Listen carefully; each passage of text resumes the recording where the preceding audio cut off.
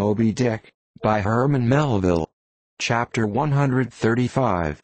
The Chase. Third day. The morning of the third day dawned fair and fresh, and once more the solitary nightman at the fore-mast-head was relieved by crowds of the daylight lookouts, who dotted every mast and almost every spar. "Do you see him?" cried Ahab, but the whale was not yet in sight. "In his infallible wake, though, but follow that wake, that's all. Helm there, steady, as thou goest, and hast been going. What a lovely day again! Were it a new-made world, and made for a summer house to the angels, and this morning the first of its throwing open to them, a fair day could not dawn upon that world. Here's food for thought, had Ahab time to think. But Ahab never thinks. He only feels. That's tingling enough for mortal man. To think's audacity. God only has that right and privilege. Thinking is, or ought to be, a coolness and a calmness.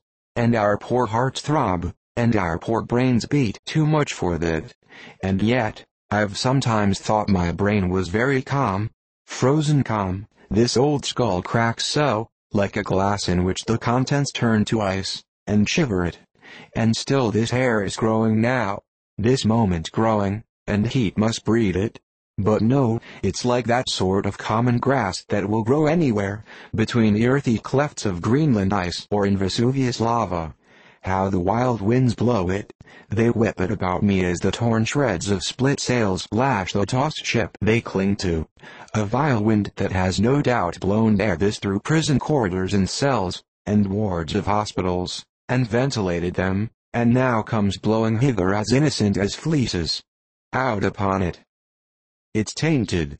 Were I the wind, I'd blow no more on such a wicked, miserable world. I'd crawl somewhere to a cave, and slink there. And yet, 'tis a noble and heroic thing, the wind. Whoever conquered it? In every fight it has the last and bitterest blow. Run tilting at it, and you but run through it. Ha! A coward wind that strikes stark naked men, but will not stand to receive a single blow. Even Ahab is a braver thing, a nobler thing than that. Would now the wind but had a body, but all the things that most exasperate and outrage mortal man, all these things are bodiless, but only bodiless as objects, not as agents. There's a most special, a most cunning, oh, a most malicious difference. And yet, I say again, and swear it now, that there's something all glorious and gracious in the wind. These warm trade winds, at least, that in the clear heavens blow straight on, in strong and steadfast, vigorous mildness, and veer not from their mark, however the baser currents of the sea may turn and tack, and mightiest Mississippis of the land swift and swerve about, uncertain where to go at last. And by the eternal poles, these same trades that so directly blow my good ship on, these trades, or something like them, something so unchangeable, and full as strong, blow my keeled soul awa. To it. Aloft there. What do ye see? Nothing, sir. Nothing. And noon at hand. The doubloon goes a-begging. See the sun. It must be so. I've oversailed him. How? Got the start? He's chasing me now. Not I, him. That's bad. I might have known it, too. Fool. The lines.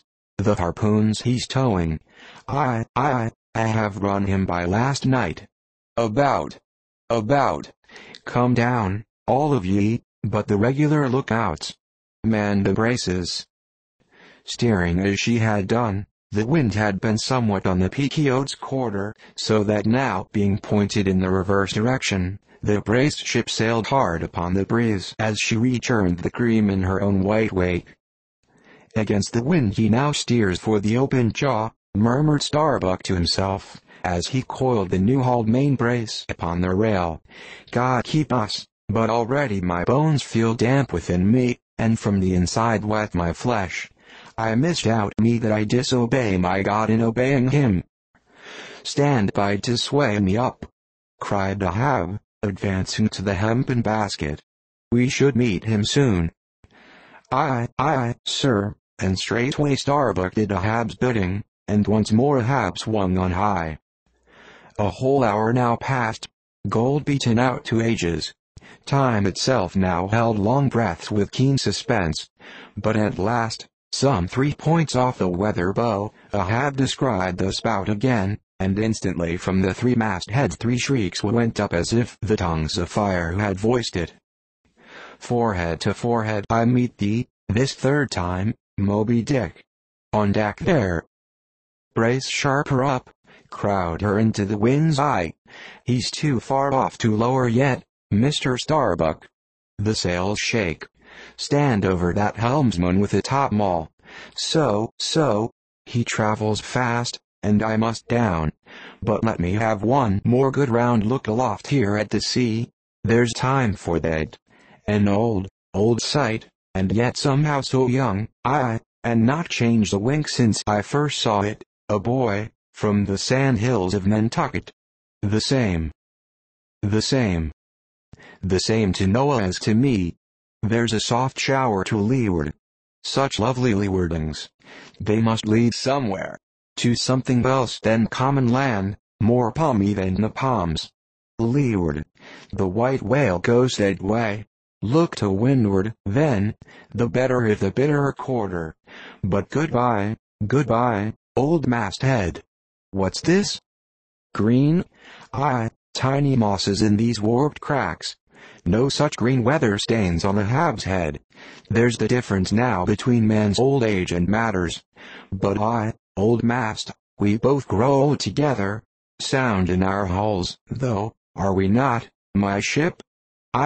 Minus a leg, that's all. By heaven, this dead wood has the better of my live flesh every way. I can't compare with it, and I've known some ships made of dead trees outlast the lives of men made of the most vital stuff of vital fathers. What's that he said? He should still go before me, my pilot, and yet to be seen again? But where? Will I have eyes at the bottom of the sea, supposing I descend those endless stairs? And all night I've been sailing from him, wherever he did sink to. Like many more thou told Saint direful truth as touching thyself, O Parsi, but, Ahab, there thy shot fell short. Goodbye, mast-head, keep a good eye upon the whale, the while I'm gone. We'll talk tomorrow, nay, tonight, when the white whale lies down there, tied by head and tail. He gave the word, and still gazing round him, was steadily lowered through the cloven blue air to the deck. In due time the boats were lowered, but as standing in his shallop's stern, Ahab just hovered upon the point of the descent, he waved to the mate, who held one of the tackle ropes on deck, and bade him pause. Starbuck. Sir? For the third time my soul's ship starts upon this voyage, Starbuck. Aye, sir, thou wilt have it so. Some ships sail from their ports, and ever afterwards are missing, Starbuck. Truth, sir, sad is truth. Some men die at ebb tide, some at low water, some at the full of the flood.